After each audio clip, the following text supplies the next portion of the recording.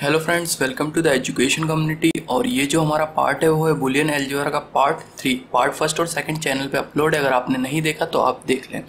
तो उससे पहले कि मैं ये वीडियो स्टार्ट करूं, ये पार्ट स्टार्ट करूं, आपसे एक विनती है मेरी कि आप जो है वो मेरा फेसबुक पेज ज्वाइन कर लें।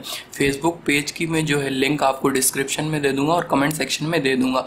और इसलिए बोल रहा हूँ क्योंकि फेसबुक पेज पर जो भी जॉब अलर्ट रहती हैं IT ऑफिसर से रिलेटेड या फिर IT के एग्ज़ाम से रिलेटेड जो भी अपडेट्स रहती हैं, या फिर आपकी कोई क्वेरी है, या फिर मैं MCQ पोस्ट करूं, या फिर मैं मटेरियल पोस्ट करूं, वो सारा का सारा मैं अपने फेसबुक पेज पे पोस्ट करता हूं। तो आपसे ये उम्मीद रखता हूं कि आप सभी जो है मेरा फेसबुक पेज ज्वाइन करेंगे। ठीक है, तो कमेंट सेक्शन में मैं उसकी लिंक दूंगा और डिस्क्रिप्शन में भी लिंक दूंगा, तो जहां से भी आपको अच्छा लगे वहां से आप जाके उसको ज्वाइन कर लें। ठीक है, तो आज का जो हमारा लेक्चर है वो है, हम इस लेक्चर में देखने वाले हैं बुलियन फंक्शंस जो हमने पढ़े थे, SOP POS या फिर कैनोनिकल फॉर्म, उसको ही थोड़ा एक और बार समझेंगे अच्छी तरीके से। ठीक है, SOP और POS और इनको कन्वर्ट करना, कल के लेक्चर में बात करी थी कि अगर SOP दिया है तो उसको स्टैंडर्ड SOP में कैसे कन्वर्ट करना है, POS दिया है तो उसको स्टैंडर्ड POS में कन्वर्ट कैसे करना है। ठीक है, उसके बाद एक इम्पॉर्टेंट जो चीज़ है वो हमें पढ़ना है K-मैप। K-मैप से किस तरीके से बुलियन, कोई बड़े से बुलियन एक्सप्रेशन है या फिर फंक्शन है, उसको किस तरीके से हम सिंप्लीफाई करेंगे K-मैप मेथड से। तो चलिए आज का लेक्चर स्टार्ट करते हैं। तो जो बुलियन फंक्शन होते हैं, ठीक है, बुलियन फंक्शन या बुलियन एक्सप्रेशन, वो तीन तरीके के होते हैं। ठीक है, एक होता है SOP, POS और कैनोनिकल फॉर्म, या फिर स्टैंडर्ड SOP है, स्टैंडर्ड POS इसको बोल सकते हैं। ठीक है, कैनोनिकल फॉर्म, SOP, POS और कैनोनिकल फॉर्म। SOP जो होता है इसमें हमने बात करी थी। ठीक है, ये SOP के मैं कुछ एग्जांपल लेता हूँ। अभी ये हम पढ़ चुके हैं तो थोड़ा इसको थोड़ा स्पीड से हम करेंगे। ठीक है, तो SOP के मैं एग्जांपल लिखता हूँ और POS के एग्जांपल लिखता हूँ। ठीक है, तो SOP का मैं यहाँ पे एग्जांपल लिखता हूँ। SOP का y = a.b plus b.c plus b.c into d। अब ये इस एग्जाम्पल में देखें, क्योंकि ये पहले प्रोडक्ट है देन फिर सम है, तो ये क्या होगा, SOP हुआ। क्या हुआ, SOP हुआ। ठीक है, अब यहाँ पे देखें जो वेरिएबल हैं वो A और B हैं, यहाँ पे देखें B और C हैं। ठीक है, यहाँ पे देखें B, C और D वेरिएबल हैं। ठीक है, तो टोटल वेरिएबल अगर इस पूरे एक्सप्रेशन की बात करें तो A, B, C और D कितने टोटल वेरिएबल, A, B और C और D। तो यहाँ पे वेरिएबल B और C में से, ठीक है, यहाँ पे वेरिएबल C और D में से, यहाँ पे A और D में से, और यहाँ पे जो है वो A में से। मतलब कि इसमें से हर एक जो पार्ट है प्रोडक्ट का, हर एक जो पार्ट है प्रोडक्ट का, ठीक है, ये क्या होता है, प्रोडक्टर। हर एक जो पार्ट है प्रोडक्ट का उसमें कोई ना कोई सा वेरिएबल मिस है, तो ये कोई ना कोई सा वेरिएबल मिस है, तो ये जो है SOP तो है, सम ऑफ प्रोडक्ट तो है, बट क्या नहीं है, ये स्टैंडर्ड SOP नहीं है। ठीक है, अब हमने बात की थी कि SOP जो है, SOP को हम बोल रहे थे मिन टर्म, SOP को बोल रहे थे मिन टर्म, तो यहाँ पे POS को बोल रहे थे मैक्स टर्म, POS को बोल रहे थे मैक्स टर्म। क्या मैं मिन टर्म इस एक्सप्रेशन से निकाल सकता हूँ? क्या मैं मिन टर्म इस एक्सप्रेशन से निकाल सकता हूँ? तो आपका आंसर होना चाहिए नो। आपका आंसर होना चाहिए नो। क्यों? क्योंकि रीज़न उसका ये है, यहाँ पे वेरिएबल 4 हैं। ठीक है, और मुझे जो है मिन टर्म निकालने के लिए 4 इनपुट चाहिए पड़ेंगे, 4 इनपुट वैल्यूज चाहिए पड़ेगी। जैसे कि बात करूँ मैं 0 की, तो 0 के लिए मुझे इनपुट वैल्यू क्या चाहिए पड़ेगी, जब A0, V0, C0 और D0 सारे ही 0 आए तब मेरे को 0 मिलेगा। मुझे 1 के लिए क्या करना पड़ेगा, 0 0 0 1 चाहिए पड़ेगा। ठीक है, 2 के लिए मुझे क्या करना पड़ेगा, 0 0 1 0, इस तरीके से मेरा 2 आएगा। तो जब सारे ही वेरिएबल प्रेजेंट होंगे तभी मैं मिन टर्म निकाल पाऊंगा। ठीक है, तो मिन टर्म के लिए, क्योंकि मिन टर्म अगर हम पिछले एग्जाम्पल्स की बात करें तो पिछले एग्जाम्पल हमने ऐसे लिए थे SOP के, जहाँ पे चारों ही वेरिएबल मेरे प्रेजेंट थे, चारों ही वेरिएबल मेरे प्रेजेंट थे। ठीक है, तो वहाँ पे जाके मैं मिन टर्म निकाल पा रहा था। तो मतलब अगर मेरे को मिन टर्म निकालना है तो चाहे मेरे को SOP में दे रखा हो, मुझे एक्सप्रेशन कोई SOP में दे रखा हो, मैं उसको निकाल नहीं पाऊंगा। मुझे SOP से उस एक्सप्रेशन को स्टैंडर्ड SOP में कन्वर्ट करना पड़ेगा। SOP से मुझे उस एक्सप्रेशन को स्टैंडर्ड SOP में कन्वर्ट करना पड़ेगा। स्टैंडर्ड SOP में कन्वर्ट करना पड़ेगा का मतलब ये है, जब मैं उसको स्टैंडर्ड SOP में कन्वर्ट कर लूँगा तो मेरे जो चारों वेरिएबल हैं वो प्रेजेंट होंगे, मतलब कि उनकी इनपुट वैल्यू प्रेजेंट होगी तभी मैं उसका मिन टर्म निकाल पाऊंगा। ये बात आपको समझ में आई होगी, ठीक है। तो स्टैंडर्ड एसओपी में सारे ही वेरिएबल प्रेजेंट होंगे तब जाके मैं उसका मिन टर्म निकाल पाऊंगा। अब यहाँ पे देख लेते हैं एक क्वेश्चन, जैसे स्टैंडर्ड एसओपी में अगर कोई एक्सप्रेशन इस तरीके से दे रखा है, देखो a dot b C bar plus b dot c a bar plus c b bar a. अब यहाँ पे अगर आप देखें तो ए बी सी वेरिएबल क्या है, ए बी सी, यहाँ पे भी ए बी सी, यहाँ पे भी ए बी सी, तो सारे ही वेरिएबल प्रेजेंट है। पहले प्रोडक्ट है देन फिर उसका सम है, तो क्या है सम ऑफ प्रोडक्ट। अब ये सम ऑफ प्रोडक्ट जो है वो स्टैंडर्ड सम ऑफ प्रोडक्ट है, standard sum of product, standard sum of product है और सारे ही वेरिएबल क्या है प्रेजेंट है, सारे ही वेरिएबल क्या है प्रेजेंट। तो यहाँ पे जो वैल्यू लिख सकते हैं अपन, ये ए है 1, बी है 1 और सी बार है मतलब 0। यहाँ पे वेरिएबल बी क्या है, बी क्या है 1, ठीक है। अब इसको थोड़ा, ठीक है, बी क्या है 1, इसको हम पलट के लिख लेते हैं। पहला वेरिएबल क्या लिख लेते हैं, ए बार बी और सी, ठीक है, ए बार बी और सी। तो ए बार क्या हुआ 0 हुआ, बी क्या हुआ 1 हुआ, सी क्या हुआ 1 हुआ, ठीक है। इसी प्रकार इसको पलट के लिखें ए बी बार और सी, तो ए क्या हुआ आपका 1 हुआ, बी बार क्या हुआ 0 हुआ और सी क्या हुआ आपका 1 हुआ, ठीक है। तो यहाँ पे देखें ये मैंने तीनों टर्म ले लिए है। अब इसके अकॉर्डिंग, ठीक है, ये जो बाइनरी हैं इनको आप लिख लेंगे नंबर्स में, ठीक है, ये नंबर्स में लिख लेंगे आप। ये किसका होता है 6 का होता है, ये किसका होता है 0 1 1 होता है 3, ठीक है, ये होता है 1 0 0 5, ठीक है, 1 0 0 क्या होता है 5। तो अब जो है मिन टर्म जो लिखेंगे हम, ठीक है, अब जो है मिन टर्म अब हम लिख पाएंगे। तो मिन टर्म क्या होता है, ठीक है, मिन टर्म क्या होगा यहाँ पे, ठीक है, मिन टर्म क्या होगा आपका समेशन m और यहाँ पे 3,5,6, ठीक है, 3,5,6। तो ये इस तरीके से आप मिन टर्म लिखेंगे, ठीक है। तो जब स्टैंडर्ड एसओपी में होगा, जब एसओपी क्या होगा स्टैंडर्ड फॉर्म में होगा, तभी हम उसका मिन टर्म निकाल पाएंगे। अगर वो एसओपी में ही हुआ तो उस एसओपी को पहले स्टैंडर्ड एसओपी में कन्वर्ट करना पड़ेगा, तब जाके आप उसके मिन टर्म लिख पाएंगे, ठीक है, तब जाके आप उसके मिन टर्म लिख पाएंगे। अब बात करें पीओएस की, ठीक है, तो पीओएस का एग्जांपल जल्दी से लिख लेते हैं। पीओएस का एग्जांपल कोई भी एक, ठीक है, तो पीओएस का एग्जांपल ये लिख लेता हूं मैं, ए प्लस बी बी प्लस सी, ए प्लस बी बी प्लस सी। तो देखो पहले सम देन उसका प्रोडक्ट है, ठीक है, तो ये सम टर्म, ठीक है, सम टर्म। तो पहले क्या है सम है, पहले सम देन उसका प्रोडक्ट, तो ये क्या है प्रोडक्ट ऑफ सम पीओएस, ठीक है, प्रोडक्ट ऑफ सम पीओएस। अब यहाँ पे वेरिएबल ए और बी है, ठीक है, यहाँ पे वेरिएबल वी और सी, तो टोटल वेरिएबल क्या है ए बी सी।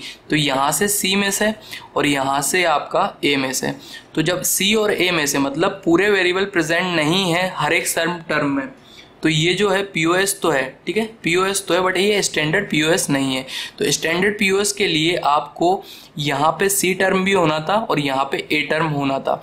तो क्या अब इसका मैं मिन टर्म निकाल पाऊंगा, क्योंकि मिन टर्म के लिए तो मुझे पूरे ही वेरिएबल प्रेजेंट होंगे, जब भी तो वो एक पूरी एक इनपुट वैल्यू होगी एबीसी के लिए, ठीक है। सॉरी, मैक्स टर्म कब निकाल पाऊंगा, जब मुझे पूरे ही वेरिएबल प्रेजेंट हो, ठीक है। तो यहाँ पे वेरिएबल कुछ मिस हैं, तो इस पीओएस को, ठीक है, इस पीओएस को स्टैंडर्ड पीओएस में कन्वर्ट करेंगे तभी आप मैक्स टर्म निकाल पाएंगे। स्टैंडर्ड पीओएस में कन्वर्ट करेंगे तभी आप मैक्स टर्म निकाल पाएंगे, ठीक है। तो पीओएस जैसे अगर बात करें P plus Q, Q plus are, P plus are, ये दे रखा है एक्सप्रेशन, ठीक है, सॉरी ये नहीं, स्टैंडर्ड पीओएस की बात कर रहे हैं, ठीक है। तो सारे ही वेरिएबल प्रेजेंट होने चाहिए। तो ऊपर वाले एक्सप्रेशन अगर बात करें, ए बी प्लस सी वाल लिख दिया मैंने, यहाँ पे सी मिस था और यहाँ पे बी प्लस सी था, तो यहाँ पे मैंने कर दिया ए बार। तो अब यहाँ पे भी ए बी सी आ गया, यहाँ पे भी ए बी सी आपका आ गया। तो ये तीनों ही वेरिएबल आपके क्या है प्रेजेंट हैं, तीनों ही वेरिएबल क्या है प्रेजेंट हैं। तो अब ये क्या हुआ है स्टैंडर्ड पीओएस, ठीक है, स्टैंडर्ड पीओएस, और स्टैंडर्ड पीओएस है तो यहाँ से अब आप मैक्स टर्म लिख सकते हैं, ठीक है, मैक्स टर्म लिख सकते हैं, ठीक है। अब मैक्स टर्म का लिखने का मैंने बता ही दिया, क्योंकि ये पीओएस है, एसओपी का उल्टा है। तो जहाँ पे आपको A0 ए आपका बिना बार वाला है तो वो 0 हो जाएगा, यहाँ पे उल्टा होता है, यहाँ पे भी 0 हो जाएगा, यहाँ पे ये 1 हो जाएगा, ठीक है। इस तरीके से आप इसको अब लिख सकते हैं। तो ये बात तो हम कर चुके थे, ठीक है, ये बात हम कर चुके थे। बस ये मैक्स टर्म और मिन टर्म आपको बताना था कि एसओ, पहले तो हमने याद कर लिया था एसओपी, मिन टर्म, ठीक है, एसओपी मिन टर्म। बट वो एसओपी जो है ना वो स्टैंडर्ड होना चाहिए, तभी तो आप लिख पाएंगे, उस चीज़ को समझ रहे होंगे। स्टैंडर्ड एसओपी होना चाहिए तभी आप मिन टर्म लिख पाएंगे। इसी प्रकार पीओएस जो होता है मैक्स टर्म होता है, ठीक है, बट वो पीओएस मैक्स टर्म जब होगा जब उसको स्टैंडर्ड फॉर्म में आपको लिखा हो पीओएस, ठीक है, उसको या तो पहले कन्वर्ट करना पड़ेगा, अगर नहीं दे रखा तो कन्वर्ट करोगे, देन फिर उसको लिख पाओगे, ठीक है। तो ये एसओपी, पीओएस और कैनोनिकल फॉर्म यहाँ तक आपको बिल्कुल क्लियर हो गए होंगे, ठीक है। अब हम बात करते हैं इसी के कन्वर्जन की, जो आपको एक एसओपी को स्टैंडर्ड एसओपी में किस तरीके से कन्वर्ट करना है, पीओएस को स्टैंडर्ड पीओएस में किस तरीके से कन्वर्ट करना है, तो चलिए वो देखते हैं। तो पहला जो क्वेश्चन है SOP into standard SOP form या फिर कैनोनिकल फॉर्म, ठीक है। तो P R bar P Q plus q are, ठीक है, पी आर बार पहले प्रोडक्ट है देन उसका सामयिक सम ऑफ प्रोडक्ट। तो यहाँ पे जो है एसओपी फॉर्म है, इस एसओपी को मैं स्टैंडर्ड एसओपी फॉर्म में कन्वर्ट करना है। तो यहाँ पे देखें पी क्यू आर, तो यहाँ पे मिस क्या है मेरा, क्यू में से, ठीक है, ये क्यू में से, यहाँ पे जो है पी क्यू आर में से मेरा, और यहाँ पे जो है पी में से, पी में से। तो देखो क्यू में से, आर में से और पी में से। तो अब मैं क्या करूं कि यहाँ पे आपका क्यू आ जाए, आर आ जाए यहाँ पे, और यहाँ पे पी आ जाए। तो प्रॉपर्टी और लॉ जो अब यहाँ पे लगाऊंगा, ठीक है, जैसे कि यहाँ पे मैं लिख देता हूँ, ये जो प्रॉपर्टी लगाऊंगा ए प्लस ए बार लगाऊंगा। ए प्लस ए बार क्या होता है मेरा, 1 होता है। ए प्लस ए बार क्या होता है मेरा, 1 होता है। तो यहाँ पे मैं जो लगाऊंगा वो लगाऊंगा पी आर बार, और यहाँ पे Q में से तो Q plus q are, Q plus q are 1 हो जाएगा। तो multiplication P R into P R dash into 1 करेंगे तो सेम ही रहेगा, ठीक है। तो इसका रिजल्टेंट सेम ही रहेगा। एसओपी को आप स्टैंडर्ड पीओएस में भी, स्टैंडर्ड एसओपी में भी आप कन्वर्ट करेंगे, ठीक है। अब यहाँ पे P Q r plus R बार हो जाएगा, यहाँ पे क्यू आर, ठीक है, पी प्लस पी बार हो जाएगा, Q R P plus P बार हो जाएगा। अब देखो यहाँ पे क्या होगा, यहाँ पे देखना P, ठीक है, पहले ये मैं लिख रहा हूँ इस मतलब, ठीक है, Q लिखूंगा, मल्टीप्लिकेशन हो रहा है, पी आर क्यू आर भी लिख सकते हो आप, बट मैं इनको सिक्वेंस में लिख रहा हूँ, ठीक है। पी आर क्यू आर भी, पी आर क्यू और P are bar Q bar, इस तरीके से भी लिख सकते हो, बट मैं सिक्वेंस में लिख रहा हूँ पी क्यू आर बार, ठीक है, प्लस पी क्यू आर बार plus P Q r plus P Q R बार प्लस क्यू, ठीक है, पी, ठीक है, ये पी क्यू आर प्लस, ठीक है, प्लस क्या होगा P bar Q R, p bar Q R. अब देखो, अब यहाँ पे देखो पी क्यू आर बार, ठीक है, पी क्यू आर बार कॉमन कहीं दिख रहा है आपको, पी क्यू आर बार। तो देखो पी क्यू आर बार एक तो आपको, पी क्यू आर बार एक तो आपको ये है, ठीक है, और पी क्यू आर बार ये है आपका। अब ए प्लस ए, ठीक है, ए प्लस ए, ये क्या होता है आपका, ए ही होता है। 0 रखो 0 रखो 0 आएगा आपको, 1 रखो 1 रखो 1 रखो, क्या आएगा 1 आएगा, ठीक है। तो P plus q R bar, P Q plus q R बार क्या हो जाएगा आपका, पी क्यू प्लस आर बार। अब देखें यहाँ पे पी क्यू बार और are bar, P Q are और आर बार ये कहीं पे भी नहीं मिल रहा, तो ये आपने ऐसा का ऐसा लिख दिया पी क्यू आर आर बार। अब यहाँ पे देखें पी क्यू आर और यहाँ पे देखें पी क्यू आर, तो पी क्यू आर और P Q are, A plus ए क्या हो जाएगा आपका पी क्यू आर, क्या हो जाएगा पी क्यू आर।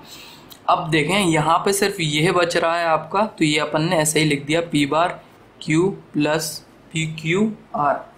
तो ये हमारा, अब देखें आप पी क्यू आर है, P Q bar are bar है, पी क्यू आर है और पी बार क्यू आर है, यहाँ पे तीनों ही टर्म आपके प्रेजेंट है। तो ये क्या हो गया आपका स्टैंडर्ड एसओपी। अब ये एक स्टैंडर्ड एसओपी हो गया, तो इस स्टैंडर्ड एसओपी से आप मिन टर्म लिख पाएंगे, ठीक है, मिन टर्म लिख पाएंगे। कैसे लिखेंगे, अगर पी है, पी क्या है आपका, ये 1 1 0, ये क्या होगा 1 0 0, ये क्या होगा 1 1 1, ये क्या होगा 0 1 1। तो आप इससे स्टैंडर्ड एसओपी है, तो इससे आप मिन टर्म लिख पाएंगे, ठीक है। तो अब हम बात करेंगे पीओएस को इनटू स्टैंडर्ड पीओएस, ठीक है, पीओएस को स्टैंडर्ड पीओएस में कन्वर्ट करना है। तो ये पीओएस दे रखा है P Q, Q plus R और पी आर। तो यहाँ पे पी क्यू आर में से आपका, यहाँ पे आपका P में से, और पी क्यू यहाँ पे Q में से। तो आप क्या करेंगे, हम यहाँ पे क्या प्रॉपर्टी लगाएंगे, ठीक है, यहाँ पे क्या प्रॉपर्टी लगाएंगे, देखो यहाँ पे ये प्रोडक्ट है, ठीक है, ये प्रोडक्ट है।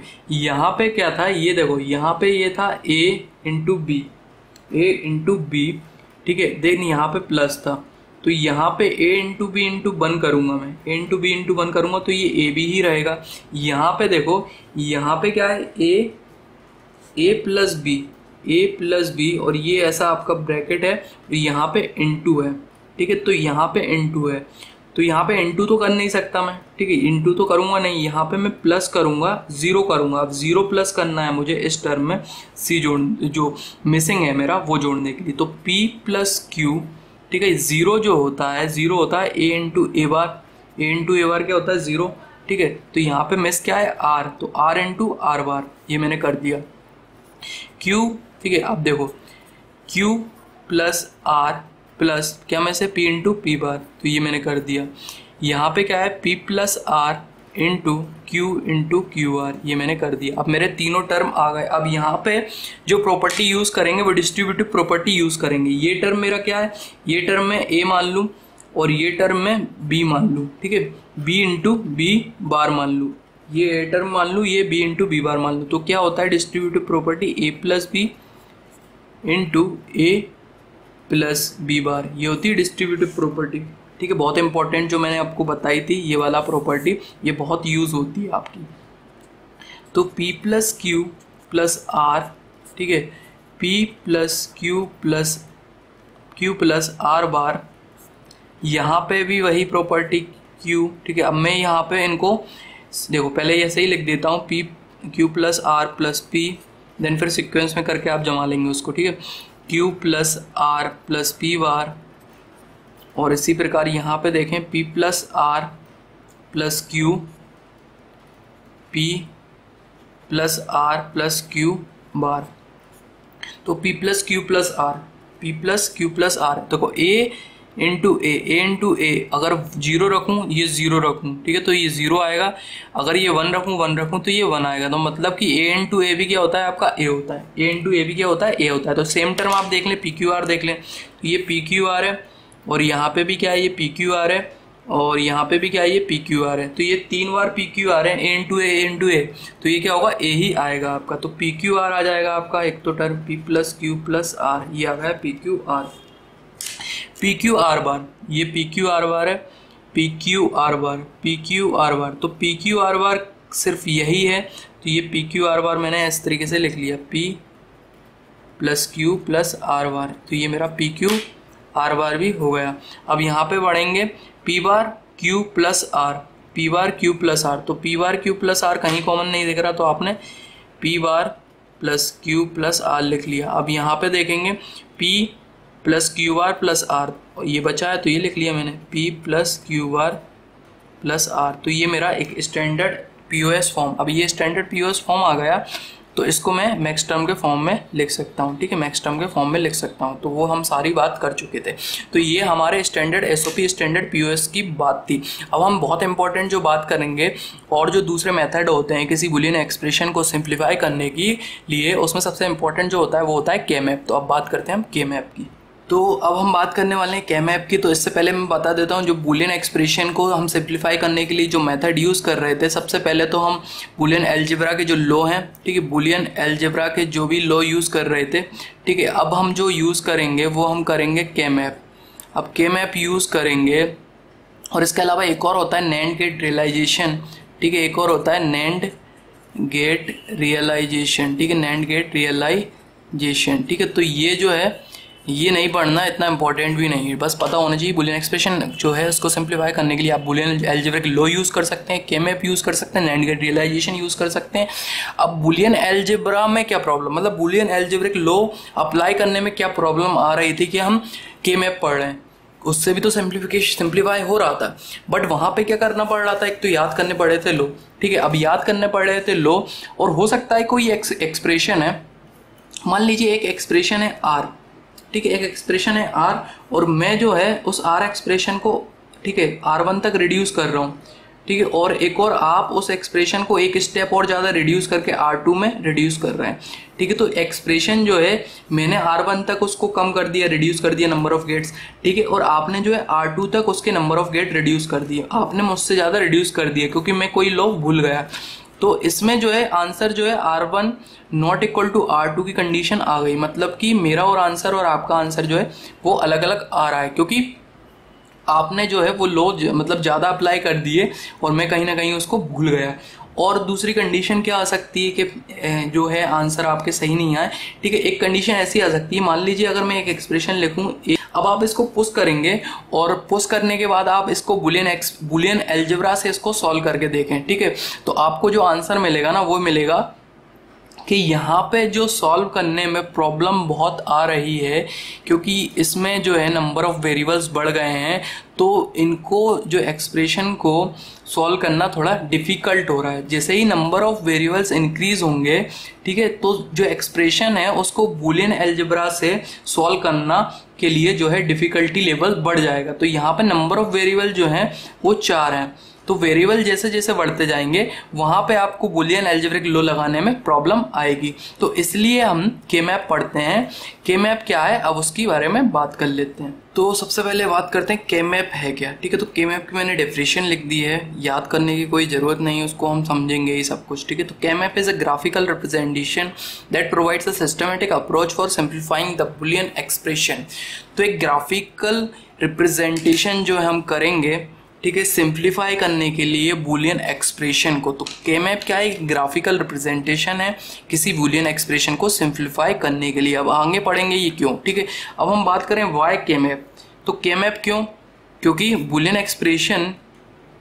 एक्सप्रेशन को सॉल्व करने के लिए जब हम बूलियन अलजेब्रिक लॉ यूज करते हैं, जब नंबर ऑफ वेरिएबल्स इंक्रीज हो जाए, नंबर ऑफ वेरिएबल्स इंक्रीज हो जाए, तो उस एक्सप्रेशन को सॉल्व करने में बहुत ज़्यादा डिफ़िकल्टी आती हो, उस एक्सप्रेशन को रिड्यूस करने में। ठीक है, एक्सप्रेशन को, और हो सकता है एक ही एक्सप्रेशन को कोई अगर दो लोग अलग अलग अगर सॉल्व करेंगे तो हो सकता है वो R1 तक रिड्यूस करे, दूसरा R2 तक रिड्यूस करे, तो ये आंसर डिफर हो सकता है। ठीक है, बट के मैप ऐसा मेथड है, अगर आप सही अप्लाई करेंगे तो दोनों के आंसर जो है वो सेम आएंगे। और जो है जब नंबर ऑफ वेरिएबल्स ज़्यादा होते हैं, ये इंपॉर्टेंट है, तो हम के मैप यूज़ करते हैं जब नंबर ऑफ वेरिएबल्स क्या होते हैं, ज़्यादा होते हैं। अब हम बात करते हैं के मैप हम किस तरीके से बनाएंगे और ये के मैप क्या है, तो ये बनाना सीख लेते हैं। तो के मैप जो है वो 2 वेरिएबल्स के लिए अलग बनता है, 3 के लिए अलग बनता है, 4 के लिए अलग बनता है। ठीक है, इस तरीके से ये के मैप जो है वो अलग अलग बनता है। ठीक है, तो 4 वेरिएबल तक हम देखेंगे। ठीक है, उसके बाद अगर जितने ज़्यादा वेरिएबल, जैसे 4 वेरिएबल के अलावा बहुत सारे वेरिएबल्स हों, ठीक है, तो एक मेथड होता है टेबुलर मेथड। बट वो टेबुलर मेथड जो होता है वो मैनी वेरिएबल्स, मतलब 5, 6, 8, 9, 10 इस तरीके से अगर आप होंगे तो आप टेबुलर मेथड यूज़ करेंगे। तो टेबुलर मेथड हमें नहीं पढ़ना है, क्योंकि वो जो है हमारे जो है सिलेबस के अंदर नहीं आता। ठीक है, तो हम टेबुलर मेथड जो है बहुत सारे वेरिएबल और ज़्यादा वेरिएबल्स हों तब यूज़ करते हैं। तो यहाँ पे सिर्फ हम के मैप पढ़ेंगे, के मैप ही हमारे लिए इम्पोर्टेंट है। ठीक है, तो के मैप जो है किस तरीके से हम बनाएंगे। ठीक है, जैसे कि हमने बात की थी ट्रुथ टेबल की। ट्रुथ टेबल में मान लीजिए वेरिएबल जो है, वेरिएबल, ठीक है, वेरिएबल अगर 2 हैं तो वेरिएबल्स के इनपुट्स क्या होते थे, 2 की पावर n। वेरिएबल अगर 2 हैं तो वेरिएबल के इनपुट वैल्यूज क्या होते थे, 2 की पावर n। तो यहाँ पे देखो वेरिएबल अगर, ठीक है, वेरिएबल अगर n है तो वेरिएबल के इनपुट्स वैल्यू क्या होते हैं, 2 की पावर n। यहाँ पर रिप्रेजेंटेशन होती है सेल की। ठीक है, तो वहाँ पे जितने आप पे डब्बे बनेंगे वो सेल रिप्रेजेंटेशन इस पे ही डिपेंड करती है। तो ये जो होते हैं वो नंबर ऑफ सेल हो जाते हैं। तो अगर मैं बोलूँ वेरिएबल इक्वल टू, ठीक है, अगर वेरिएबल क्या है 2 हैं, तो सेल जो बनेंगी 2 की पावर 2 बनेंगी। 2 की पावर 2 सेल मतलब 4 सेल बनेंगी के मैप की। तो यहाँ पे अब हम बात कर लेते हैं के मैप 2 वेरिएबल के लिए, के मैप 3 वेरिएबल के लिए, के मैप 4 वेरिएबल के लिए, इस तरीके से। तो के मैप यहाँ पे मैं 2 वेरिएबल के लिए पहले बना रहा हूँ। ठीक है, के मैप फॉर 2 वेरिएबल। ठीक है, 2 वेरिएबल के लिए, देखिए 2 वेरिएबल के लिए के मैप बना रहा हूँ। ठीक है, 2 वेरिएबल के लिए के मैप बना रहा है, 2 वेरिएबल के मैप। ठीक है, तो वेरिएबल कितने हैं, 2 हैं, तो नंबर ऑफ सेल कितनी होंगी, 2 की पावर 2 सेल। 2 की पावर 2 सेल मतलब कि 4 सेल मुझे बनाना पड़ेंगी के मैप में। अब इसको किस तरीके से बनाते हैं वो थोड़ा सीख लेते हैं हम। ठीक है, तो मुझे क्या करना है, 4 सेल बनानी है, तो मैं क्या करूँगा, इस तरीके से मैं एक डिब्बा बना लूँगा। ये डिब्बा मैंने बना लिया और यहाँ को इसको 4 सेल मुझे इस तरीके से डिवाइड करनी पड़ेगी। तो ये मैंने 4 सेल बना ली। अब यहाँ पे जो वेरिएबल है, यहाँ पे वेरिएबल जो है वो ए और बी वेरिएबल हैं।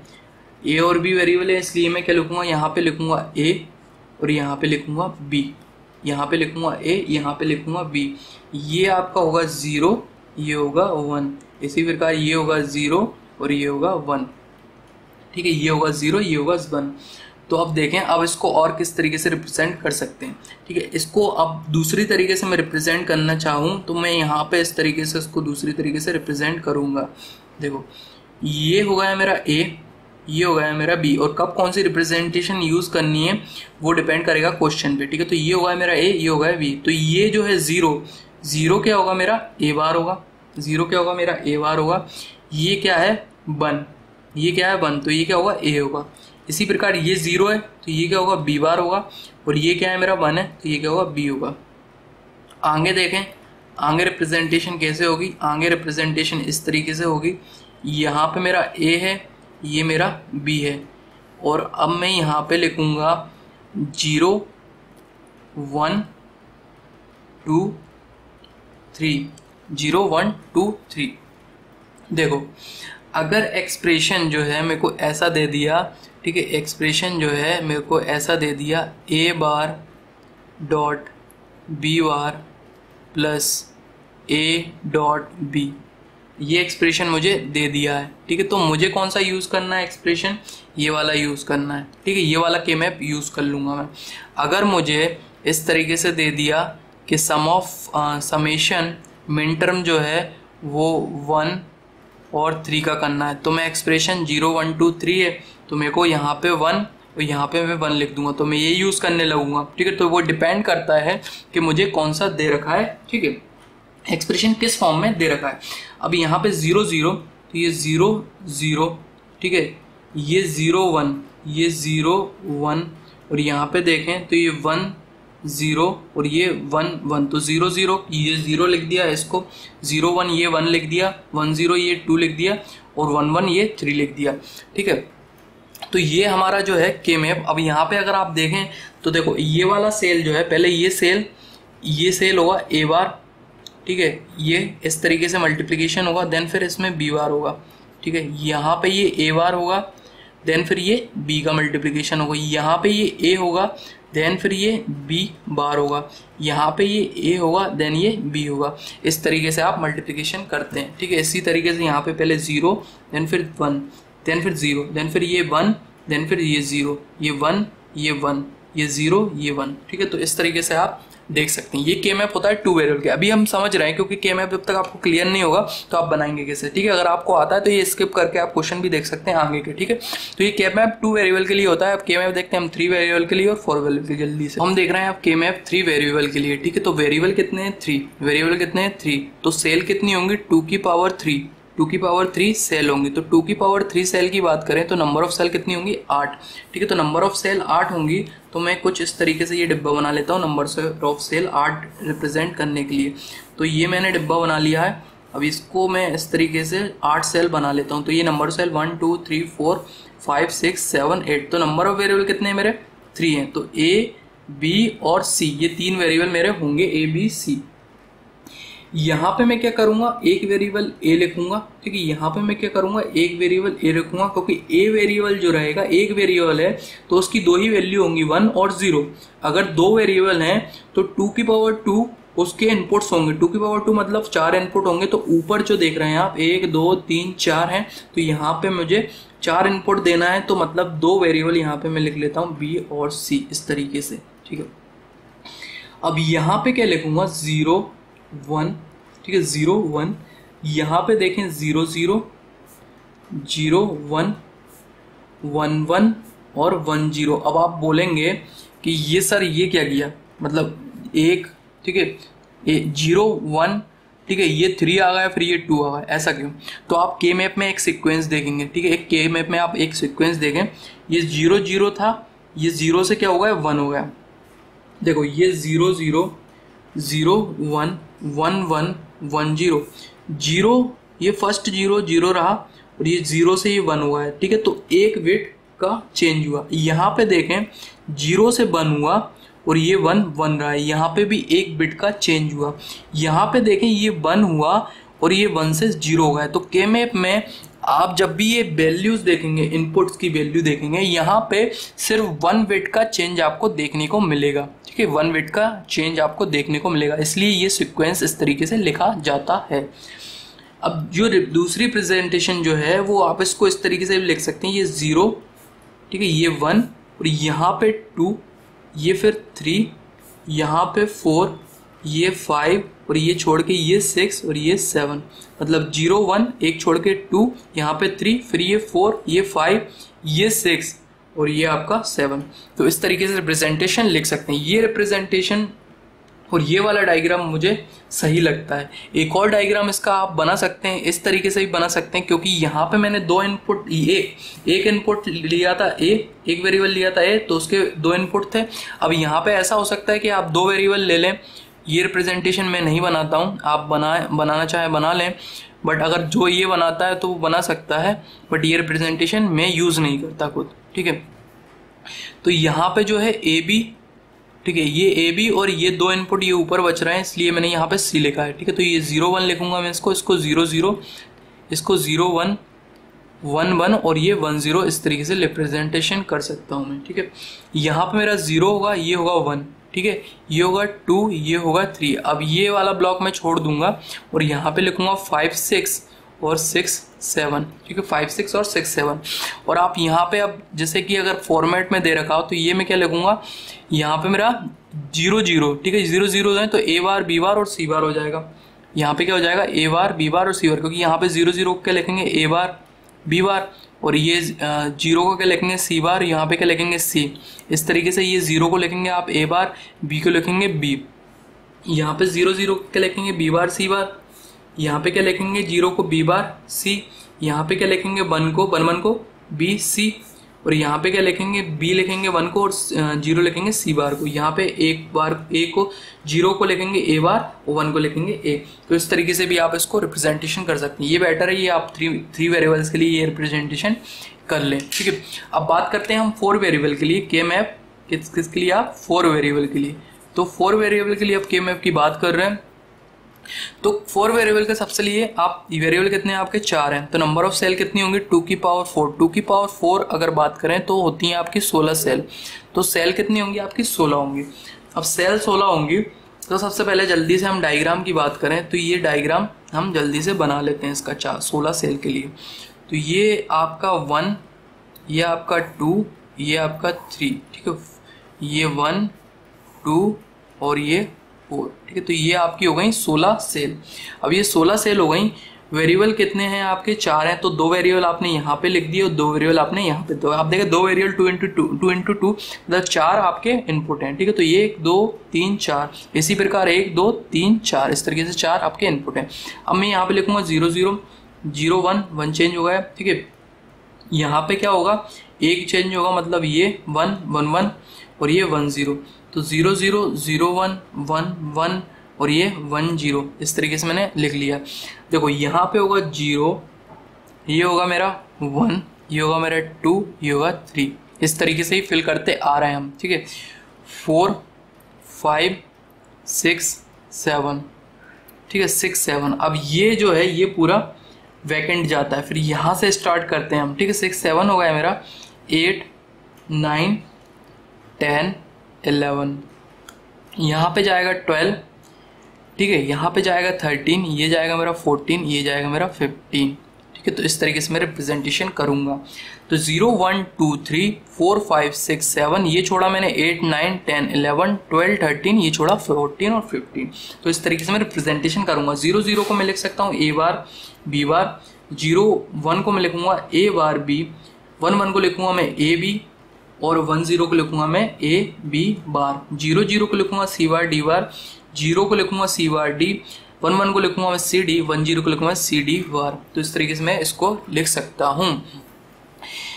तो ये हमारी होती है 4 वेरिएबल के लिए। तो ये मैंने जल्दी से के मैप आपको बता दिया, आप इसको रुक रुक के आराम से भी समझ सकते हैं।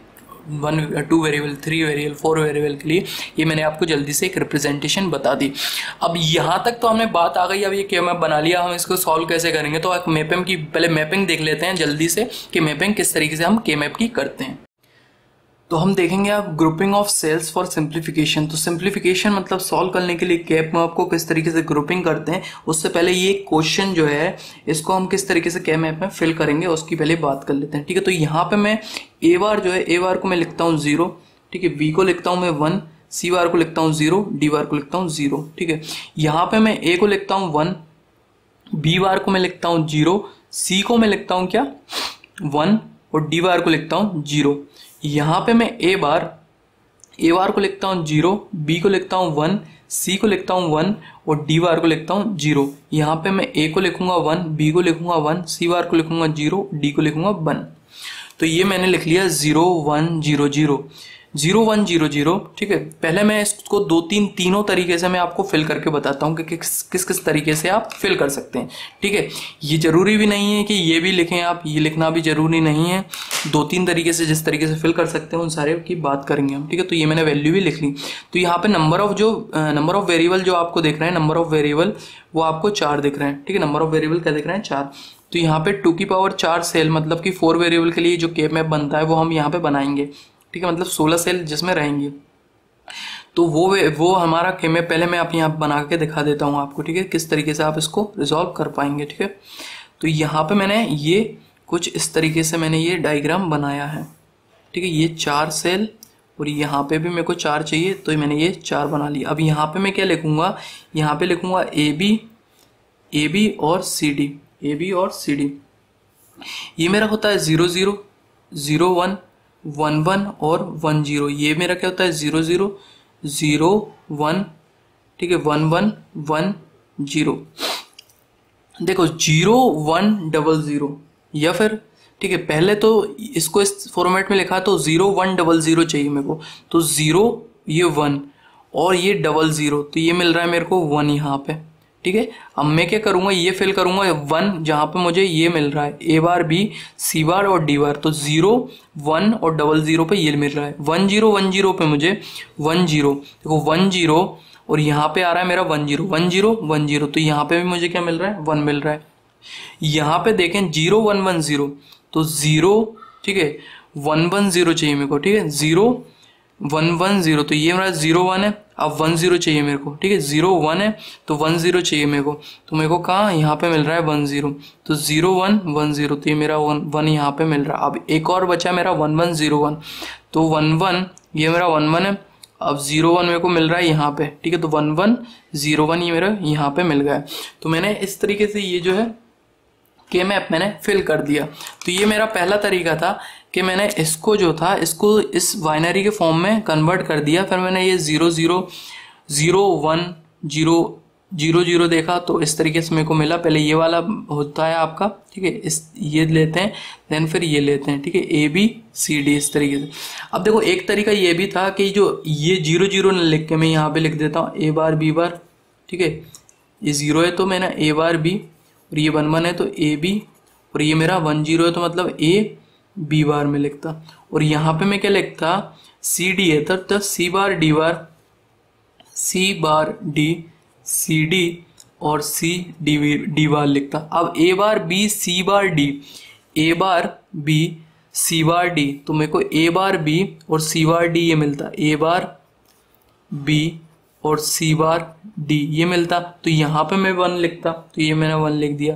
तो आप इस तरीके से भी लिख सकते थे।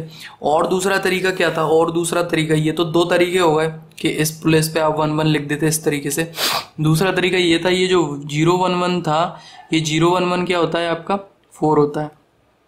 0 1 1 क्या होता है 4 होता है। देखो ये लिखें आप 0 1, यहाँ पे 2, ये 3, ठीक है, ये 4, ठीक है, ये 5, ये 6, ये 7, ये पूरी रो वेकेंट। देन फिर 7 के बाद क्या आता है आपका 8, ये 9, यहाँ पे 10 आएगा, यहाँ पे आपका 11 आएगा, ये आपका 12 होगा, ये 13 होगा, ये 14 होगा और ये 15 होगा, ठीक है। ये क्या होता है आपका 4 होता है। फिर 1 0 1 0 क्या होता है आपका 10 होता है, ये 10 होता है आपका। 0 1 1 0 0 1 1 0 आपका होता है 6, तो ये 6 होगा। 1101 ये आपका क्या होता है 13, ठीक है, ये होता है आपका 13 बाइनरी में, तो यहाँ पे 13 होगा। तो आप देखें 4 की जगह 6 की जगह और 10 और 13 की जगह 1 है, 4 6 10 और 13 की जगह 1 है। तो इस तरीके से भी आप लिख सकते हैं। जब आपको इस फॉर्मेट में दिया होता है यही चीज़ आपको समेशन m, ठीक है, समेशन m और आपका किस किस जगह दे रखा है 4 6 10 और 13 दे रखा होता है। समेशन m 4 6 10 और 13 दे रखा होता, तो आप 4 6 10 और 13 की जगह ये लिख देते। जब आपको एक्सप्रेशन इस फॉर्म में दे रखा है तो आप या तो ये बाइनरी के फॉर्म में इस तरीके से लिख सकते हैं, ठीक है, या फिर आप a bar b bar c bar d बार इस तरीके से आप मल्टीप्लिकेशन करके इसको लिख सकते हैं। तो ये मैंने आपको बता दिया ये 111 कहाँ पे आपको लिखना है, ठीक है। तो जहाँ पे भी आपको इस तरीके से दे रखा है वहाँ पे आप 11 लिख देंगे, ठीक है। तो ये हमने बात कर ली 11 लिखने की। अब ये 11 तो लिखे हुए, ठीक है, ये 11 लिखे हुए। अब इनको सॉल्व कैसे करेंगे, ये 11 तो लिख दिए हैं, अब इन 11 को सॉल्व कैसे करेंगे, तो उसकी बात करें तो वो सॉल्व करने के लिए आपको ग्रुपिंग ऑफ सेल्स आना चाहिए, ठीक है। तो आप किस तरीके से ग्रुप करेंगे, तो adjacent cell which have adjacent cell which have a ones, ठीक है, adjacent cell which have ones can be grouped together in 2 की पावर n। तो देखो एडजेसेंट सेल जो कि 1 कंटेन करते हैं उनको ग्रुप करते हैं 2 की पावर n। अब n इक्वल टू 1 रखूंगा तो 2 आ जाएगा, n इक्वल टू 2 रखूंगा तो 4 आ जाएगा, n इक्वल टू 3 रखूंगा तो 8 आ जाएगा, n इक्वल टू 4 रखूंगा तो 16 आ जाएगा, ठीक है। तो मतलब 2 के ग्रुप बनाने हैं मुझे जिसको पेयर बोलते हैं, 4 के ग्रुप बनाने हैं जिसको मैं क्वाड बोलते हैं, ठीक है, 8 के ग्रुप बनाने हैं जिसको ऑक्टा बोलते हैं। तो आप 1 जैसे मान लीजिए ये मैंने छोटा सा बॉक्स बना लिया, ठीक है। अब ये अगर मेरे को 1 ऐसा दे रखा होता, ठीक है, तो ये 1 ऐसा दे रखा होता तो मैं ये 2 के पेयर बना लेता, ये 2 के पेयर बना लिए। अब मेरे को ये यहाँ पे भी 1 दे रखा होता तो एक पेयर मेरा कौन सा बन जाता, ये वाला पेयर बन जाता, ठीक है। अब मेरे को ये ऐसे बॉक्स है, ये बॉक्स है मेरा, ये 8 के लिए ये मैंने बॉक्स बना दिया, ठीक है, ये मेरा 8 के लिए बॉक्स बना दिया। ये 1 1 1 1 ये दे रखा है, तो ये 1 1 दे रखा है, तो मेरे ये वाला क्वाड बन गया है, 4 का पेयर बन गया है, किसका 4 का पेयर बन गया। अब मान लो ये जो होते हैं ना, ये दोनों, ये जो बाहर वाले होते हैं ना, इनका ये ऐसा बनता है पेयर, ये 1 और 1 का, ये 2 का पेयर होता है, ठीक है, ये 1 और 1 का ये 2 का पेयर होता है। अब ऊपर भी अगर ये दे रखा होता है इस तरीके से 1 1 1 1 1 1, ये चारों पे 1 1 दे रखा होता तो ये क्वाड का पेयर बनता, किसका क्वाड का, ठीक है, क्योंकि ये भी 1 है, ये भी 1 है, ये भी 1 है, ये भी 1 है, तो ये चारों का पेयर इस तरीके से बनता है, ठीक है। तो इस तरीके से आप पेयरिंग कर सकते हैं। जब पेयरिंग कर ली उसके बाद सॉल्व कैसे करेंगे हम इस क्वेश्चन को, अब उसकी बात कर लेते हैं। अब हम कुछ एग्जाम्पल देख लेते हैं के मैप से रिलेटेड कि किस तरीके से उसको सॉल्व करना है, उसके बारे में जान लेते हैं, ठीक है। तो पहला एक एग्जाम्पल में यहाँ पे लिख एग्जाम्पल को किस तरीके से के मैप से हम रिसॉल्व करेंगे उसके बारे में बात कर लेते हैं। तो सबसे पहले नंबर ऑफ वेरिएबल्स आप देखेंगे, तो वेरिएबल कितने हैं 3, वेरिएबल कितने हैं 3। अब 3 वेरिएबल के जो लिए जो कैप मैप बनेगा 2 की पावर 3 मतलब 8 सेल का बनेगा। अब 3 वेरिएबल के लिए कैप मैप मैं यहाँ पे जल्दी से बना देता हूँ, ठीक है। तो ये मेरे 3 वेरिएबल के लिए के मैप है, ठीक है। ये 8 सेल मैंने बना दी, ए यहाँ पे रिप्रेजेंट कर रहा हूँ मैं, बी सी यहाँ पे रिप्रेजेंट कर रहा हूँ, ठीक है। अब जो आपको सही मेथड लगे वो आप यूज़ कर सकते हैं, इसमें जो भी आपको कंफर्ट लगता है, ठीक है। तो यहाँ पे ए बार ए या फिर 0 1 लिख सकते हैं आप, ठीक है। यहाँ पे 0 0 0 1 1 1 और 1 0 लिख सकते हैं, मतलब कि बी सी, ठीक है, बी सी बार, और ये क्या होगा आपका बी बार सी, ये होगा बी सी 1 1 है क्योंकि ये बी है और ये सी बार होगा। ए बार, ठीक है, ए बार बी सी बार, ए बार बी सी बार, यहाँ पे मैंने 1 लिख दिया, ठीक है। ए bar B bar c, a bar B bar सी, तो ए बार बी बार और सी यहाँ पे मैंने 1 लिख दिया। A bar B C, a bar B C, तो मैंने 1 लिख दिया। ए बार बी सी बार, ये भी 1 लिख दिया। मतलब कि यहाँ पे चारों ही जो रो, मतलब मेरी ये रो है, ठीक है, चारों ही जो है ये सेल यहाँ पे मेरा क्या है 1 1 है। तो 2 की पावर 2 में देखते हैं हम, 2 की पावर n में देखते हैं, तो n की पावर 2 की पावर 1 हो सकती है, तो 2 के पेयर बना सकते हैं। जितनी ज़्यादा हमको दे रखे होंगे जितने पॉसिबल, जितने ज़्यादा पेयर हम बनाए उतना बेटर है हमारे लिए। तो 2 की पावर 2, 4, 2 की पावर 3 और 8। तो यहाँ पे जो पेयर है वो 4 के पेयर बन रहे हैं, तो हमने 2 की पावर 2 की फॉर्म में पेयर बनाते हैं। तो यहाँ पे जो पेयर बने मेरे 1 1 का पेयर बन गया। अब 1 1 का पेयर बना तो अब हम क्या करते हैं, 1 1 का पेयर बनाने के बाद ठीक है, ये हमारा क्या होता है, ये पूरी क्या हो गई हमारी रो हो गई। ठीक है, ये हमारी रो हो गई और ये कॉलम हो गए। ठीक है, तो पहले तो यहाँ से अगर अब मैं जाऊँ ए बार से, ठीक है, आप देखें ए बार से मैं ये ऐसा मेरे को जाना है। ठीक है, ए बार से मेरे को इस तरीके से जाना है और ऊपर से भी इस तरीके से जाऊंगा तो यहाँ पे बी बार सी बार, बी बार सी, बी सी और बी सी बार है। तो अब मुझे देखना है कौन सा जो मेरा टर्म है वो चेंज नहीं होगा पूरे में। तो देखो B bar B bar B bar रहा, फिर ये बी हो गया तो ये चेंज हो गया। सी बार सी बार सी हुआ। ठीक है, मतलब ये चेंज हुआ है। तो ऊपर से तो सारे ही मेरे जो टर्म है वो चेंज हो रहे हैं, किसको छोड़ के, सिर्फ ए बार को छोड़ के। ठीक है, ए बार जो है पूरी ही जगह मेरा ए बार ही रहा। तो मेरा जो आउटपुट आएगा सिंपल, मेरा जो आउटपुट आ गया वो क्या आ गया, ए बार। क्या आ गया, ए बार, क्योंकि ए बार के अलावा सब कुछ यहाँ पे चेंज हो रहा है। बी बार से देखो बी बार यहाँ पे भी बी बार रहा बट यहाँ पे बी हो गया है तो ये चेंज हो गया है। ठीक है, तो जो चीज चेंज नहीं हो रही है वही मैं आउटपुट में लिख देता हूँ। ठीक है, तो मेरा ए बार हुआ है। और समझते हैं इसको, क्वेश्चन नंबर 2 लिखता हूँ। मैं इसका के मैप ड्रॉ कर लेता हूँ। ये मैं के मैप इसका ड्रॉ कर लेता हूँ जल्दी से। यहाँ पे मेरा ए है, ये मेरा बी सी है, ए है ये बी सी है। तो ये ए बार हुआ, ये मेरा ए हुआ। 0 0 मतलब बी बार सी बार, 0 1 मतलब बी बार सी बार, 1 1 मतलब बी सी और 1 0 मतलब बी सी बार। इस तरीके से मैंने के मैप ड्रॉ कर लिया। अब देखें ए बार बी बार सी बार, ए बार बी बार और सी बार। तो ए बार है बी बार और सी, ये आ गया मेरा 1। ए bar B C, a bar B C ये है मेरा a bar B C. A B bar c, A B bar c मेरा ये है और ए बी सी, ए बी सी। तो ए बी सी मेरा ये है। तो देखो अब जो मेरा 4 का पेयर बन रहा है वो 4 का पेयर ये बन रहा है। ठीक है, 4 का पेयर ये बन रहा है। तो ये कोड हमने पेयर बना लिया। अब देखो, अब 2 तरीके से इस क्वेश्चन देखो, ये कितना है 4 का मेरा पेयर है, ये कितना है 4 का पेयर है। ठीक है, तो यहाँ पे तो मेरे को इतना चलना है, यहाँ पे मेरे को इतना चलना है, ये बी बार सी। ठीक है, और यहाँ पे जो है मेरे को इतना चलना है ए बार और ए तक। ठीक है, दोनों ही बॉक्स तक चलना है। ये पूरा बॉक्स कंप्लीट करने के लिए मेरे को यहाँ तक इतना चलना है और यहाँ पे इतना जाना है। और यहाँ पे अगर देखें ऊपर वाले क्वेश्चन में, तो ऊपर वाले क्वेश्चन में नीचे कुछ नहीं था, सिर्फ ये पेयर पूरे थे। तो ये मेरे को इस तरीके से ही चलना था। ठीक है, एक ही डायरेक्शन में चलना था। यहाँ पे मेरे को इस डायरेक्शन में भी क्योंकि ये कंप्लीट करना और इस डायरेक्शन में ये कंप्लीट करना है। तो ए से ए बार यहाँ पे दोनों चेंज हुए। ठीक है, तो यहाँ से तो मैं कुछ नहीं लिखूंगा, ए बार और ए ये दोनों ही चेंज हुआ है। ए बार से ए हो गया और यहाँ पे देखें बी बार से बी हो गया, ये चेंज हो गया। बट यहाँ पे सी से सी हुआ। सिर्फ जो चेंज नहीं हुआ वो था क्या, आउटपुट क्या आएगा मेरा सी। चेंज क्या नहीं हुआ, सिर्फ सी। मेरा आउटपुट क्या आएगा, सी आएगा इस केस में। तो ये मेरा आंसर आ जाएगा सी। अब हम एक और क्वेश्चन देख लेते हैं इस चीज को और समझने। तो एक और क्वेश्चन देख लेते हैं। A B bar C plus A bar B bar C plus A bar B C plus A bar B C bar plus A B C plus A B C bar. ठीक है, तो ए ये तो मेरा a बार और ये मेरा ए। 0 0 मतलब बी सी बार, 0 1 मतलब बी बार सी, 1 1 मतलब बी सी, 1 0 मतलब वी सी बार। तो ए बार बी बार सी बार, तो ए बार बी बार और सी बार, तो ये मेरा 1 आ गया।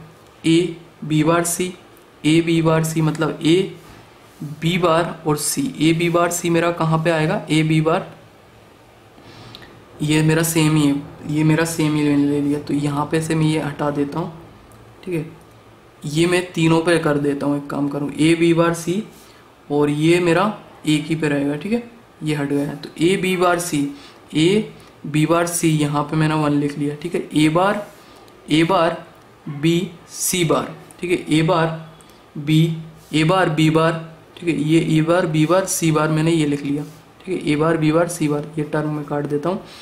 ए बार बी बार और ये सी बार है मेरा, ठीक है। तो ए बार बी बार सी बार मैंने ये लिख लिया। अब ए बार बी सी मेरा ये हुआ है, ए बार बी सी बार, ए बार बी सी बार मेरा ये हुआ है। ए बी सी कहाँ है मेरा, ए बी सी मेरा ये रहा, A B C, A B C bar, A B C bar. तो ए मेरा ये चल रहा है, बी और सी बार, तो ए बी सी बार ये मेरा ये हुआ है। तो मैंने ये फिल कर लिया। अब पार्ट क्या होता है, फिल करने के बाद यहाँ पे एक चीज़ और देख रहे हैं आप, जहाँ पे जो टर्म दे रखे हैं, क्योंकि ये टर्म मेरे को दे रखा है तो ये टर्म प्रेजेंट है, तो इसकी जगह मैं 1 फिल कर रहा हूँ। जहाँ पे मेरे को टर्म प्रेजेंट दिख रहा है उसकी जगह ए बार बी बार सी बार, वहाँ पे मैं 1 फिल कर रहा हूँ, क्योंकि ये SOP फॉर्मेट में दे रखा है।